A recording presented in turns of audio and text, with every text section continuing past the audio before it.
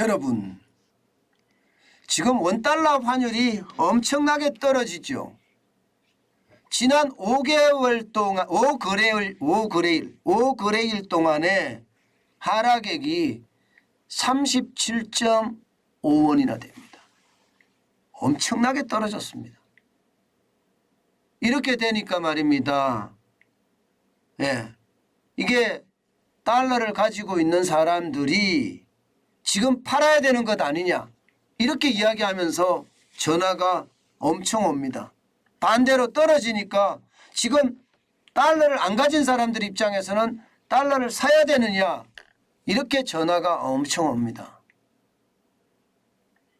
그만큼 말입니다. 달러의 어떤 지금 약세가 진행되고 있다 이렇게 봐야 됩니다. 사실 5거래일 만에 37.5원이 떨어졌다는 것 여러분도 짐작하실 수 있을 거예요. 요즘 하루 변동폭이 10원 뭐 왔다 갔다 하잖아요. 그죠? 10원씩. 지금 현재 역외 선물한 시장에서는요. 달러당 1,411원의 거래를 마쳤습니다. 선물한 시장에서는 지금 NDF 시장에서는 계속 흘러간다는 이야기죠. 자, 여기에서 보면 말입니다.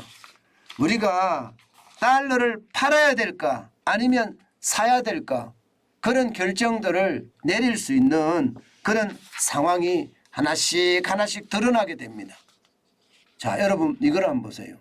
이거를 보시면 지금 5거래일 만에 진짜 많이 떨어졌죠. 9월 26일만 하더라도요. 이게 많이 올라갈 때는요. 장중으로 보면요. 장중으로 보면 1,440원을 넘어섰었거든요. 1,440원을. 그런데 지금 10월 6일 날은요. 장중으로 보면 1,300원대까지 떨어졌습니다. 그러니 시장의 불안감은 굉장히 크고요. 게다가 올랐다 내렸다 하는 그 진폭은 마치 롤러코스터 같습니다. 그러니까 달러를 쥔 사람도 불안하고요. 또 달러를 가지지 않은 사람도 불안하다 이렇게 이야기할 수가 있는 겁니다. 그러다 보니까 전화가 많이 올 수밖에 없는 게 현실이 된 것은 아닌가 이렇게 생각합니다. 자, 그럼 지금 달러가 어떻게 될까요? 원달러 환율은 또 어떻게 될까요? 일단 이것부터 먼저 보시죠. 지금 달러가 떨어지는 것은요. 달러 인덱스 쉽게 말하면 6개 통화 대비해서 달러의 가치가 떨어지기 때문에 이게 원달러 환율이 떨어지는 겁니다. 6개 통화라고 이야기했을 때 이 6개 통화의 어떤 상황을 보면 말입니다. 유로가 가장 많습니다. 유로의 비중이 굉장히 큽니다. 56% 정도가 되니까요. 그 다음에 앵화입니다. 그 다음에 파운드합니다. 이 세 개가 거의 70% 넘게 비중을 가지고 있는 거고요.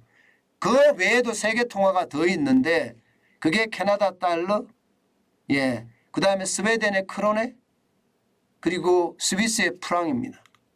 물론 나머지 캐나다 달러나 스위스 프랑이나 스웨덴의 크로네는 비중이 굉장히 낮아요. 그렇지만 분명한 것은요. 지금 달러가 약세가 된다는 것은 유로화가 강세, 파운드화가 강세가 된다는 뜻과 마찬가지입니다. 사실 영국이 감세안을 철회하고 나서부터 말입니다. 파운드화의 추락은요. 다시 회복해 가고 있습니다. 다시 말해서 파운드화가 강세를 유지해 간다는 거예요. 1파운드당 1달러가 되는 것이 아니라 1파운드당 이제는 1.2파운드까지도 올라갈 수 있다는 거. 다시 말해서 달러의 약세가 계속된다는 거. 파운드화의 강세가 시작이 되면 유로화의 강세도 될 수밖에 없거든요. 스위스 프랑이나 스웨덴의 크로네도 마찬가지 다 강세가 될 수밖에 없으니까 나머지 달러의 가치는 당연히 떨어질 수밖에 없는 거다. 엔화가 슈퍼 엔저라고 하더라도 말입니다.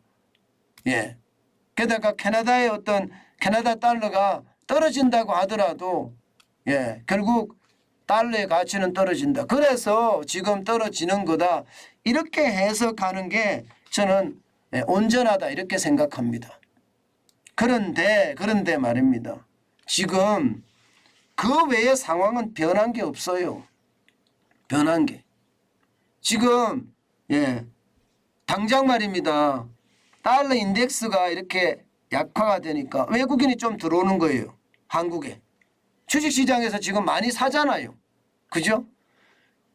9월에는요. 2조 7,105억 원을 팔았지만 10월에는 4,755억 원을 사들이고 있습니다. 사들인다는 것은 달러를 갖다가 대한민국에다 푼다는 이야기잖아요. 달러를 가져다가 원화로 바꾸어서 투자를 해야 되니까. 그죠? 그런 상황이라면 시중에 달러가 좀 많아지겠지요. 그만큼 외국인의 어떤 주식시장 기환도 원달러 환율이 떨어지는데 아마 일조를 한다 이렇게 생각을 합니다. 여기에다가 말입니다. 위안화가 최근에 들어서서 약간 강세를 취하고 있습니다. 지난 9월 29일만 하더라도 포치를 넘어섰습니다. 7.21 위안까지 올라갔습니다. 달러당. 그런데 이게 지금 달러당 7.1까지 내렸습니다. 7.1까지. 7.1위안까지 늘었으니까 위안화의 어떤 약세가 주춤주춤하고 있는 거죠. 위안화의 약세가 주춤주춤하니까 원달러 환율은 어떻게 되겠습니까? 당연히 주춤주춤할 수밖에요. 위안화의 약세가 강해지면 이게 원화의 약세도 강해집니다. 일반적으로 프록시 커런시라고 이야기하는데요. 상관계수가 굉장히 높습니다. 위안화하고는요. 우리의 수출이 실제로 중국으로 많이 가기 때문이에요. 전체 수출 중에 직접 수출이 25% 가까이, 홍콩을 우회해서 가는 수출이 5% 가까이, 전체 따지면 30% 가까이 되기 때문에 위안화의 어떤 상황하고 우리 원화의 상황이 좀 같아진다 이렇게 이야기할 수 있는 거죠. 이처럼 말입니다. 이처럼 위안화의 어떤 약세, 위안화의 어떤 죄송합니다. 위안화의 강세 여기가 원화 강세에 한 몫을 하는 거고요. 또 외국인이 달러를 가지고 들어와서 우리 시장에 주식시장에 투자를 하는 것 달러의 공급이 이루어지니까 떨어지기도 하고요. 또한 달러의 인덱스 달러의 가치가 떨어지기 때문에 원달러 환율이 떨어진다고 이야기를 합니다. 그래서 5거래일 만에 37.5원이나 빠질 정도로 떨어지고 있는 것도 사실입니다. 그런데 여러분 지금 잘 보면 우리 원달러 환율을 올렸던 기본적인 상황이 그렇게 크게 변화된 게 없습니다. 당장 말입니다. 미국의 긴축은 어떻게 될까요? 미국의 긴축은 더 빨라진다는 이야기가 계속 나와요. 그런 차원이라면 원달러 환율은 또 올라갈 수밖에 없는 그런 상황에 취할 가능성이 굉장히 많습니다. 게다가 무역수지는 지금 어떻게 되고 있습니까? 무역수지는 적자가 계속 나고 있죠. 지금 10월에도 무역수지는 적자가 날 것으로 지금 시장에서는 전망하고 있고요. 심지어 올해 전체적으로는요. 정경련 산하의 한국경제연구원에서는요. 무역수지 적자가 470억 달러까지 갈 수도 있다 하는 예측까지 내놓기도 했습니다. 달라진 게 없다는 거예요. 게다가 말입니다. 우리 정부의 돈 풀기 이것도 지금 멈추지를 않거든요. 멈추지를 않습니다. 당장 말입니다. 작년에 본예산하고 올해 본예산을 비교를 해보면 굉장히 많이 늘어났어요. 작년에 본예산이 558조였습니다. 올해 본예산은요. 607조 7천억 원이에요. 607조 7천억 원. 그러니까 558조에서 607조 7천억 원이 됐으면 적어도 50조 이상 늘어났죠. 50조 가까이 늘어난 거잖아요. 그러니까 재정이 계속 늘어나 있는 거예요. 통화량은 계속 늘어날 거예요. 통화량이 늘어나면 원화의 가치는 더 떨어질 수밖에 없다고 제가 말씀을 드렸잖아요.